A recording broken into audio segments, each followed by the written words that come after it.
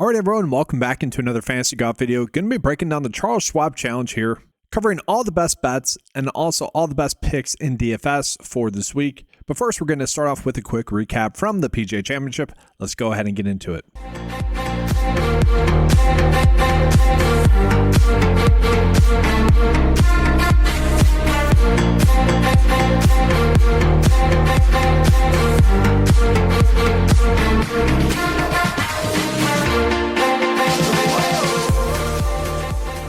And so looking at the PGA Championship, a good week betting-wise for DFS purposes, kind of a push week. It really just depended on what combination of the top-end golfers you ended up on. Obviously, the combinations would have been like between the top four, who were kind of the clear top four: Scotty, Bryson, Xander, and Rory. Okay, and then we also had some decent values that were out there. Unfortunately, Mackenzie Hughes and Keith Mitchell, the ones I was on the most, did not come through. That being said, I did specifically tweet out that I was a little bit worried that my top two kind of value plays in terms of players I was going on my way to put in combinations with, those top end golfers was Mackenzie Hughes and Keith Mitchell, both players that, on the ownership leverage tab were being slightly overvalued there. And it's a little bit annoying just looking at the price of Mackenzie Hughes, like for the same reasons that you'd be on Mackenzie Hughes, you would have been on JT Poston, and you could have easily had flipped their prices. And it's just one of those weird things where, like, literally if you just flip their prices, which is what it is, it would have made obviously a big difference there. It's just one of those tiny little things that adds up. But enough values out there. Harris English was a player that was popping up there as well. Obviously could have easily went Scotty, English, Bryson, could have got there. But it ended up being mostly a push week for DFS purposes. But for betting purposes, ended up being a pretty good week. So for props betting purposes, I did add in a new data point, which is just like made cuts made for like PrizePicks and Underdog. And I call it that we had two really good prop bets, Ryan Fox and Alex Norn, to make the cut. Both of those golfers ended up doing that. That ended up leading to a pretty darn good week across the board. I mentioned I don't get access to those prop bets on those two sites, but I did end up running those out on Pick 6 myself, which obviously ended up being up pretty good. Scotty ended up winning as well at 5-1. He was pretty clearly the easy click on the week. It was kind of the starting point on the weekend. It just came down to how many golfers you wanted to be in your betting pool picks. And I think it's worth calling out, guys, that the 9-to-5 data has really been crushing it outright wise, and it's basically right on par with how it typically is throughout the season. And so let's go ahead and call that out and pull that up. And so just another tweet that I put out there, guys, just kind of recapping this, easier for me to just put that out on the video than make a graphic for it, is the fact that we've had 99 good outright bets. Okay, so again, this is just, if you want to call it AI, you can call it AI. We're just taking a peek at all the previous winners, the past seasons, and kind of finding out what the data points were that maybe led to them being winners for that week's tournament. And then we take a peek at that week's tournament and just put that into a data threshold and which golfers meet that criteria of being good outright bets. Scotty Scheffler was good outright bet there as well, but we've had 99 good outright bets thus far this season. This is excluding the two secondary events because I don't do that data point for that. Okay, 8 of those golfers have now won. Okay, so 42% of the weeks or events that we've had an outright winner using this. Now, me personally, I have not been as good. It's been a little bit tilting in that department. We'll see. Hopefully that gets a little bit better. But that's where, honestly, my biggest mistake, and probably your guys' biggest mistake, is just not try. I always say this, and it's super frustrating. I need to stop doing it. It's just trust the data. The data is going to be right more times than you are. It's just as simple as that. But had you just simply bet a unit on every single one of those good outright bets, you would be up 60.5 units on the year, which is pretty darn good, which again, that's kind of right on par with a typical season. And I do want to recap, okay, because if we look at the PGA Tour season, I think this is worth kind of calling out because it has, in a way, data-wise, went as it would go based off of, previous data points that we have coming into this. And so, like, looking at guys, we started off the year with a good outright bet. Okay, again, I was not on them. There's a little bit of a difference there. Like, there's me applying my knowledge to the data picks, and there, if you guys like that, you can do that, use that, or you can just stick to the data. That's really up to you guys. But let's just go through it because, again, the data is going to be more right. It's designed to be more right. That's exactly what it's designed to do. But looking at, start out with the Decky 20-1, and then we take a big break in terms of our outright winners. It took until the API. So we went 8 straight events without hitting a winner. Okay, a little bit of a cold stretch, but also during that span of the season, the high variance part of the season, where we're just wanting golfers to get competitive rounds in so that the results are going to be more predictable and the data is going to be more reliable. It kind of makes sense. And so there it was Russell Henley at 39-1. That's just based off of their average odds at the time that I post that on the weekly write-up, right? The good outright bets picture. That's why I posted it on there. Okay. And then we skip like 4 events as well. Okay, Valero Texas Open, missed one. And then we go on a hot streak. So Rory 9-1 at the Masters. We hit Justin Thomas at the RBC Heritage. Ben Griffin at the Zurich Classic with Andrew Novak. That was 25-1. Scotty at the CJ Cup, 3.5-1 on average. Seb Straka at the Truist Championship, 38-1. And then Scotty Scheffler last week, 5-1. Okay, so a little bit of a hot streak there, right? 6 straight with our good outright bets. And again, that kind of calls out 2 things. One, the simple fact that at the start of the season, we did not hit as many with the data, the good outright data, that this little hot streak that we were on then with the data again was due. Like, that's not too shocking. Now, that being said, maybe this week we do not hit a good outright bet. And let's actually just start there since we're already talking about who are the good outright bets for this week. Okay, so it's just going to be the outright tag here, and we're just going to take a peek, guys. We have 4 good outright bets this week. Scotty Scheffler, no duh. His odds are actually down. Everyone's odds are a little bit down as to when I actually started doing research for today and starting to put like the slides together for this video, which is a little bit annoying. So like Siwoo is 45-1 to start the week. He is down, but I actually like that. Both Siwoo and Scotty Scheffler are from the Dallas or play from the Dallas area. Okay, so that's why they play this event a lot. And it's like 48 minutes away from Fort Worth. So that's nice to see. And then I do think it's worth calling out Daniel Berger, who we'll touch on later on in this video as well. He is obviously having a very good year this year. He's been banged up. We know that. We know his struggles being banged up. But he has good course history here. And I think that's worth calling out because he was not playing well those years. And so it does really stand out that he does have good course history at this track. Again, given the fact that he was not playing good golf basically most weeks other than this tournament. So that stands out to me. So if we are getting a good version of Daniel Berger, like we have seen this whole season, at a course where he clearly likes, I'm going to sign up for that. And so he's interesting. And then Tommy Fleetwood. What the heck did we do with Tommy Fleetwood? Buddy, 41st place finish last week. That was terrible in comparison. Could he win this week? Maybe. But honestly, in simple, we could just bet on these 4 again and be sitting pretty on the week. Now, there were a couple of good long shot bets at the start of the week that I liked, that I tweeted out already, that we'll get into throughout this video. And so with that, let's just go ahead and get into the normal preview for this week, as we typically would. So looking at this tournament, I do think it's worth calling out that we have seen this tournament played at this course forever. We know what to expect. Typically speaking, this is a harder scoring track. And so what that means is the cut line is typically like +1 or so. It's over par typically. And the winning score is a pretty low winning score, as we have seen in years past. Now, we do see some random winners, some not random winners. We do see Daniel Berger is a previous winner at this event. So again, that further kind of echoes what I've been saying. Now, we don't necessarily care to look further than that, but it's nice to see some golfers in the field that have had success at this tournament playing at this track. Now, part of the reason as to why this course may play a little bit more difficult is due to the winds. It can get a little bit windy, and we are seeing fair weather. Fair weather is categorized as about 15 mile per hour winds to 20 mile per hour winds. And so, Thursday kind of right around there, Friday right around there as well. Potential for rain in the forecast, which could add to the tournament playing a little bit more sloppy. I shouldn't say that, soft. The mud ball stuff from the PGA Championship is getting to me.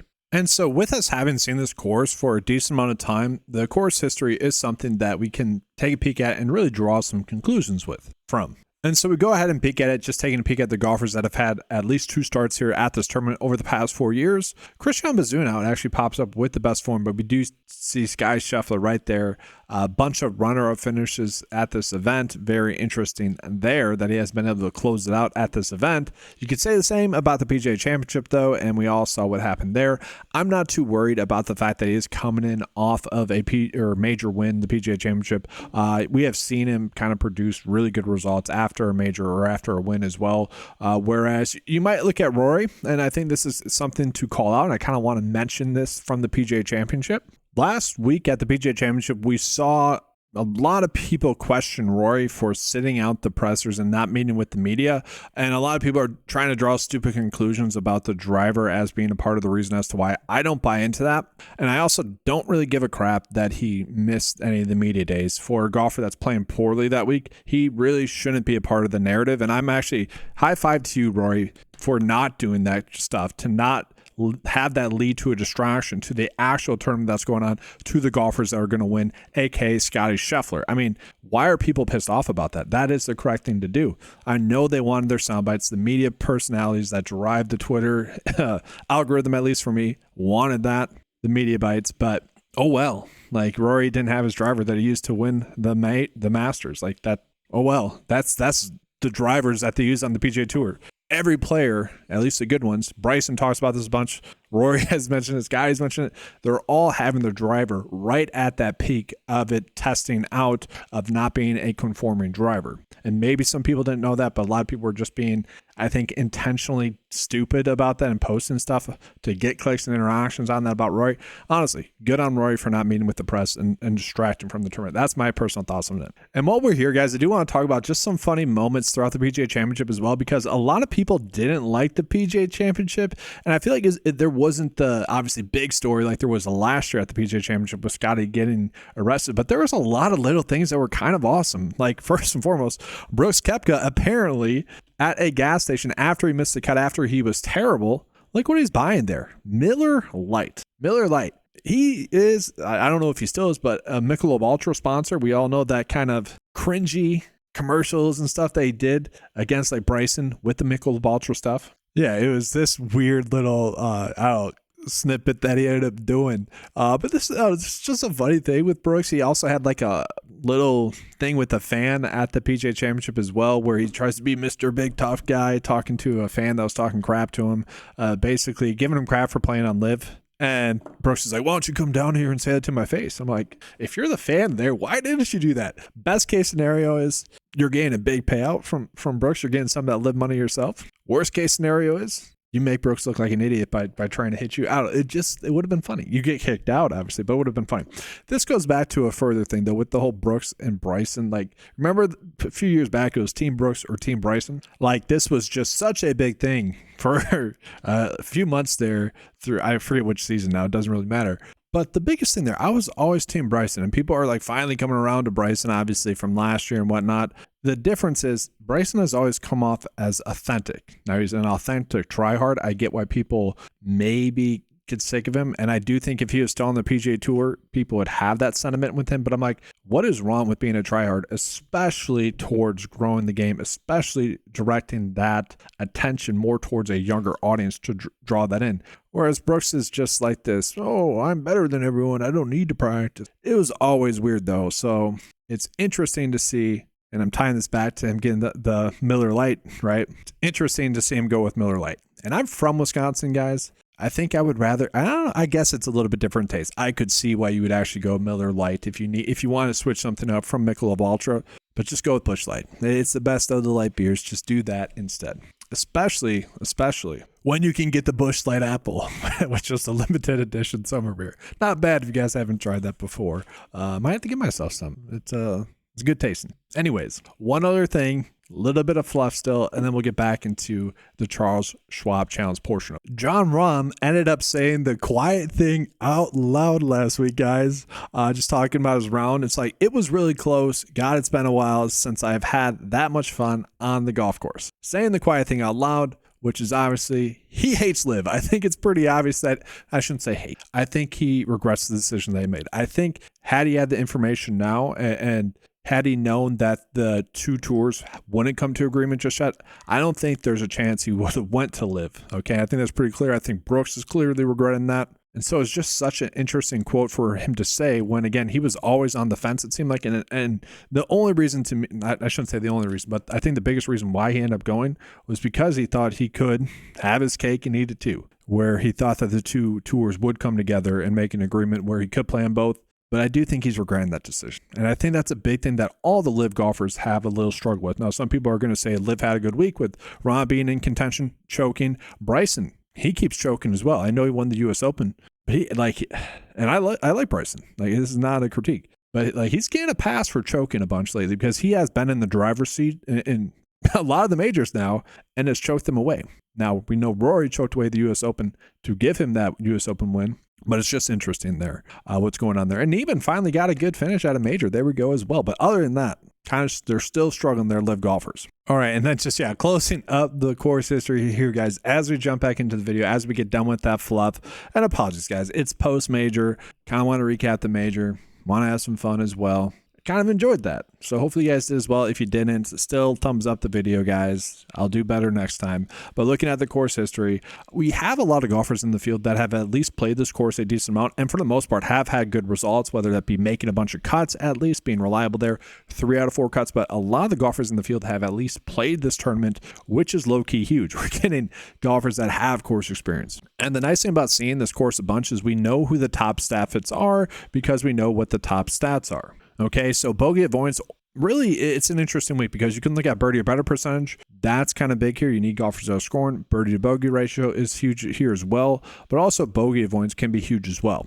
And so I kind of just wanted to look at that for safety purposes, bogey avoidance over birdie or better percentage or birdie to bogey ratio, just making sure that we're getting golfers that are not going to have blow up holes or anything like that. But all those stats pop up as pretty much the most key stats this week. And then ball striking as well. This is very much a ball striker's paradise where that stat pops up the most, which that goes hand in hand with stroke gain approach. And then it does take a kind of a fall off. Par 4 scoring does tend to be, with it being a par 70, a key stat here as well. But really, bogey avoidance, ball striking, if you want to do birdie to bogey ratio as well, those are kind of the top key stats. But again, doesn't really change who are going to be the top stat fits. And for what it's worth, I think Keith Mitchell this week, first round leader-wise, could be back in play. I know a lot of people were late to the party with the Keith Mitchell first round leader, where they probably had FOMO because some people were on him like 2 weeks ago to have the first round lead, whereas we were on him, when he had those other 2 first round leads and calling out, why aren't people jumping on this? It was kind of weird. Like, he wasn't a good first round lead bet last week. He was like the 30th most likely to have the first round lead, just odds wise wasn't there. This week he could end up being there because he's a good stat fit again in terms of the caliber of players in the field. He's going to be decently good. Just looking at guys, we got Sky Scheffler, Daniel Berger, Alex Smalley, Keith Mitchell. And so the nice thing about this is we are getting some soft pricing when we look at some of the top stat fits, like Ricky Costello, who has, his form has been so-so, like it's been right around and made cut lately, but he's a good stat fit. You got Ryan Gerard, who one of my favorite long shot bets popping up in there, Tommy Fleetwood, Henrik Norlander, interesting there. I don't know if I want to get to him. You got Kevin Yu, Maverick McNeely. And so at least the players that I want to be on are the players that are actually popping up as good stat fits, or which I like to see. And so a kind of the big thing here is that we don't have as great a form as I would like personally. Okay, like Ryan Gerard at 7,900 is popping up as the 5th best form in the field, which is good for his pricing, but there is a little bit of risk with that due to the fact that he doesn't have course experience. Good stat fit, good form. We would like that course experience. So we're naturally going to end up on a lot of him, just full disclosure. And if he chalks, that's going to suck. But really, the top plays that we want to be on are all priced that way. Scotty, Daniel Berger, to me, are the 2 clear-cut options. Tommy Fleetwood, we would fully expect to make the cut. And then JT Poston, again, it was interesting. He had local ties last week. He finally popped off. And I do think that's something that's worth calling out. His 5th place finish last week, not too crazy. I kind of mentioned it is a little bit strange that he hasn't had a good week at this tournament, given the fact that he has those local ties, given the fact that he's in good form and plays this event a bunch. And that typically happens with golfers that do have that kind of local form, is that they either do what Mackenzie Hughes did, which is almost finished dead last. It's almost like they're putting too much mental pressure on themselves, or things are clicking for them, like what happened with JT Poston. We do see that happen frequently, and maybe we see that with something like Siwoo Kim, where best case scenario, he wins. Worst case scenario is he's taking himself a little bit more than he typically would, and he has kind of had that form as well. He's been a little bit hit or miss, but he's kicking himself a little bit because this is an event where he should show up to play well, and it should be an event where he should be in contention to win. Now, from there, we go a little bit further on. Then we're looking at maybe more risky options. Okay, so Jordan Spieth coming in off a miscut, Keith Mitchell coming in off of a miscut. You do have Harris English in there. Harry Hall's popping up in there, and then it's just they kind of group together after that as well. It's like you're kind of pulling teeth there in terms of which golfers had the best form. I think there's a kind of a big clear drop off after the top 5, and you could argue after JT Poston as well. When we look at those made cut streaks, I do like Harry Hall though at 8,000 for what it's worth, and with that, And so I will say this week does end up being a pretty interesting week because Scotty is clearly the class of the field. That is what the odds are going to reflect as well. That's what the pricing reflects as well. He is almost priced too high though. Okay, for the first time in quite some time, really, where I don't know if we can necessarily jam him in. Now we are getting some okay values, sub 7K plays that we can get to, but we also are getting a decent amount of good enough options where we can do fair and balanced builds. And so to me, it is quite clearly a week where if you can't get to Scotty Scheffler, you should be getting to Daniel Berger. Daniel Berger is priced at 10K almost, okay? And he is coming in at about 25-1 odds, which to me is pretty darn solid. You look at his make cut probability, it's about 80% as well in the week, which we'll take. But looking at it, like, this is a good course for him. He ranks top 15 or better in all the key metrics that we're looking at. So specialist data, 14th there. Does struggle a little bit with these bank greens. Parkland style courses maybe does struggle a bit with as well. But besides that, has been playing good golf. Again, has that course experience that we would want. Second best form, second best stat fit in the field as well. Really just coming in looking like he's prime for victory if, again, Scotty does not end up winning this. So I feel pretty comfortable getting to him as an outright bet and getting to him DFS-wise, again, if we can't get to Scotty. And then from there, I do think Maverick McNeely's interesting as well. Does have, that course experience, pretty solid course experience as well. He's someone that has been playing some pretty stellar golf. Okay, 33rd at the PGA Truist Championship, 60th, but then 3rd, 32nd, 3rd, 32nd, and then miscut. So not perfect, but good enough. Going to be the 13th best specialist in the field as well. But that kind of shows you the drop off that we have, I think. You can get to Tommy Fleetwood if you want, but to me, it's Scotty. And if not Scotty, Berger. And if not Berger, we're probably going more fair and balanced from that point on, because McNeely I like, but McNeely does feel a little bit overpriced. Like, wouldn't be shocking to see him have a good week. I just don't want to bank on that. And so we go ahead and get into a play like Aaron Rai. Aaron Rai, I do think I could see winning. I probably will be on him outright wise as well. I don't like the fact that his odds have come down, though, from 45-1. I would have liked it a little bit better if they stayed up there. Same thing with like Siwoo, but I will begin to Siwoo still. Okay, course history-wise for Aaron Rai, 32nd, 12th, 68th. So, pretty good stuff there.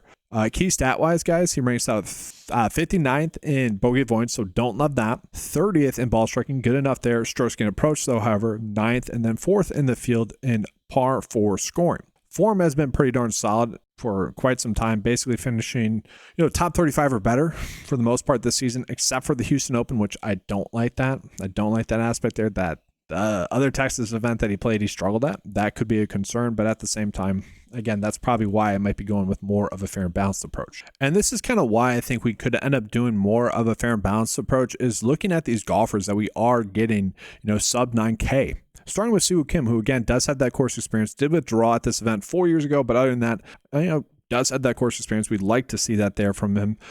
He has been a little bit hit or miss. Don't love that. Okay, so we do see, top 10 at the PGA Championship, 17th at the Truist, which we'll take. 15th at the CJ Cup is fine. 8th at the RBC Heritage. Didn't exactly play well in the Texas-based event, so I do worry about that as well. Has had some hit or miss results, but when he's on, he does give us that top 10 upside, and maybe potentially he could fall into a victory here this week. He's going to be a good stat fit, 6th best in the field.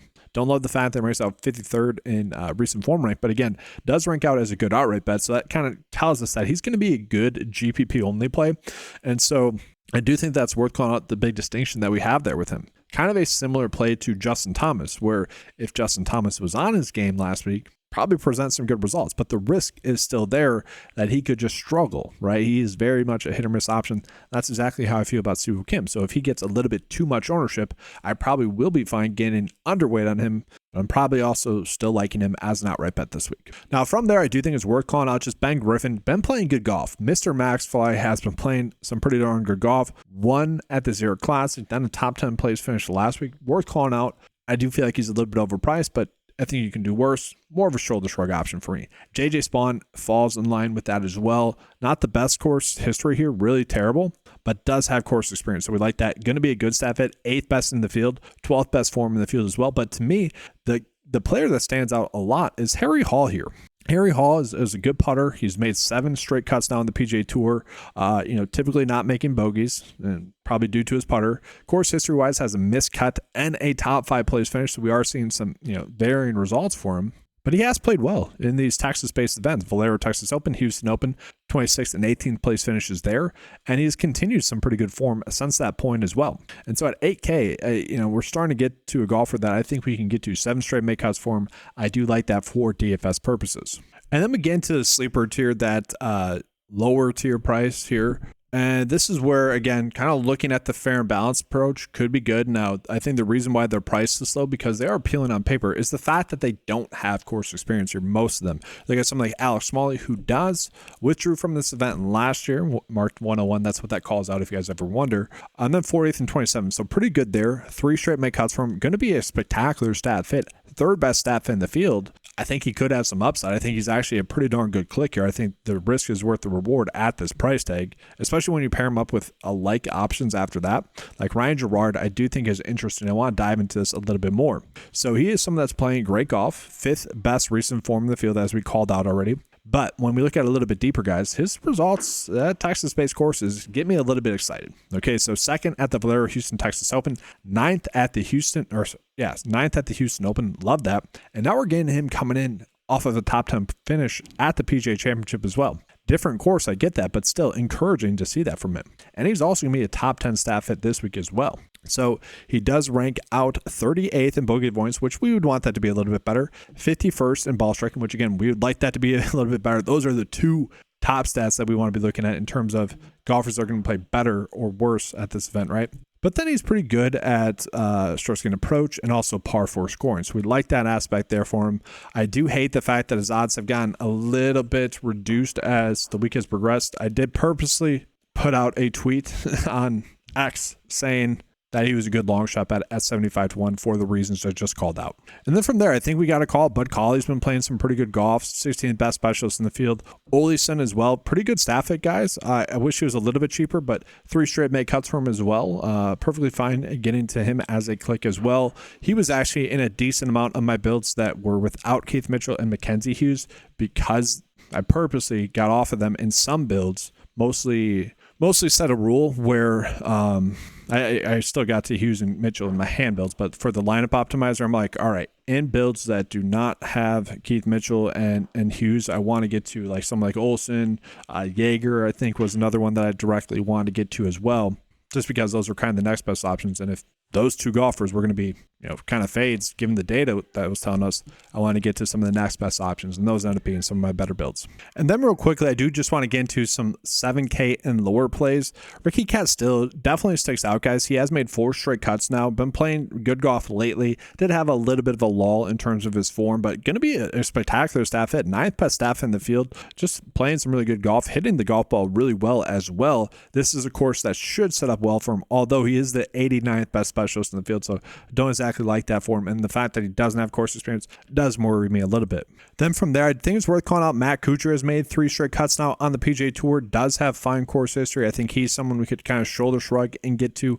Andrew Putnam has been playing good golf. This is a course you would expect him to play well at. Results wise, miscut 29th, 15th, 100th. Don't exactly like that there from him, but good staff fit, playing fine enough golf. Like in terms of players in the field that you would expect to make the cut, he is one of those golfers I would expect to make the cut. We go a little bit lower. We got some kind of newer faces on the PGA Tour. Danny Walker with 4 straight make cuts on the PGA Tour. Not the best staff fit, but someone I think we could get a cheap make cut out of it. And so if you're trying to get to Scotty, he's someone I think we could get to. And then that's kind of it in terms of value plays. So let's go ahead and get into the core plays.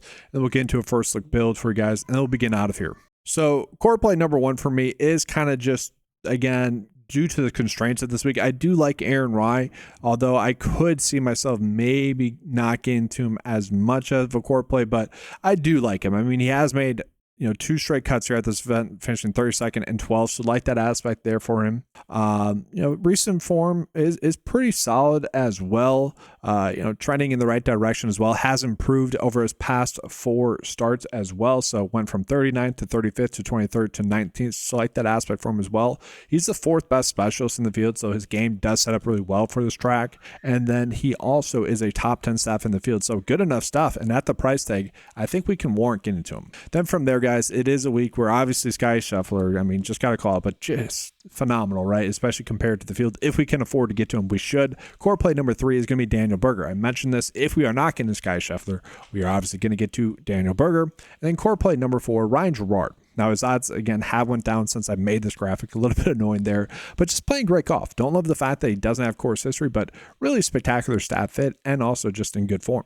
And so, obviously, if we try to put those 4 players into our build, it's not going to be possible. So we'll take Scotty off real quick and then show you guys kind of why I like that more fair and balanced approach. So we can get to Alex Smalley, Olesen a decent amount there, and then I wish we could get to Bud Colley. I would like that a little bit more, but maybe if we can get to Bazunhoud, who again does have good course history, I wouldn't mind that. That's kind of the route I think I'm going to go this week. I wish I could get up to Harry Hall as well. I would feel pretty comfortable about that as well. I don't know if I necessarily want to get off of Daniel Berger, but that's kind of the process I'm going with. Let's go ahead and see what the 9-to-5 lineup builder is telling us to do. And so again, guys, just to make this run, we are going to give, just round up here on, let's just do Daniel Berger and Sky Shuffler, 1 fantasy point. And we're just going to click generate. The purpose of this is to show you guys maybe how the data is maybe different from my lineup approach. And you guys can see what the data is like and as the optimal build. And so, wow. Pretty much on par with, literally, it is on par with what I basically just gave you guys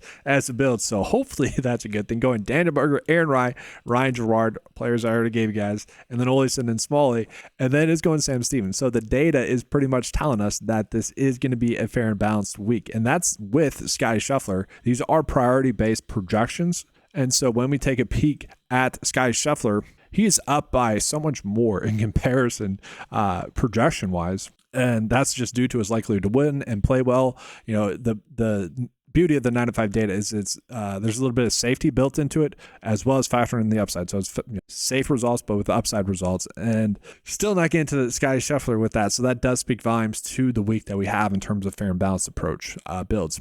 But that's going to do it for this video. Appreciate everyone being here. Make sure to give a like and subscribe to the channel. That is always awesome when people do that. If you guys want access to any of the tools that you saw in this video, make sure to head on over to 9to5sports.com. Get all the tools or get access to all the tools for just $10 a month. That's going to do it for this video. Again, appreciate you being here. Good luck with all your builds and bets for this week. And as always, let's keep cashing.